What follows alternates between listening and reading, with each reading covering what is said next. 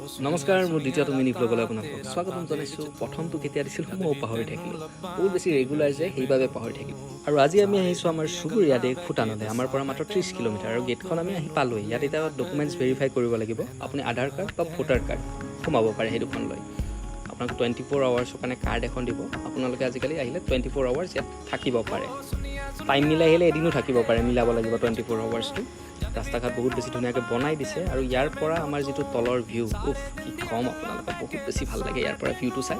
আৰু ভিতৰৰ দ্বিতীয় পেট্ৰল পাম্পটোৰ সন্মুখত এই হেংগিং ব্ৰিজখন আছে। যদি আপোনালোকে ৰাস্তাটো চিনি পায় দেন আপোনালোকে তলত নামিবও পাৰিব। আৰু ইয়াত এনেই অলপ চাল দি পেলাই ফটো উঠিলোঁ, তাৰপিছত আমি নামলাবলৈ গ'লোঁ। আৰু ইয়াত আপোনালোকে মন কৰিলে খানা পিনা দুয়োটা কৰিব পাৰে, সুবিধা আছে। তাৰপিছত আমি নামি আহি গৰমৰ কাৰণে অকণমান নদীৰ পাৰত বহি ভৰি চৰি ধুই ল'লোঁ আৰু ডাইৰেক্ট তলত আহি আমি খানা খাই দিলোঁ। খানাটো পিছে আমি দাউধাৰাতে খালোঁ আৰু তাৰপিছত পোটা ৰিভাৰ দাউধাৰাত গাটো ধুই পেলাই আমি ঘৰলৈকে উভতিলোঁ। মিনি ব্লগটো ইমানেই আছিল, ধন্যবাদ।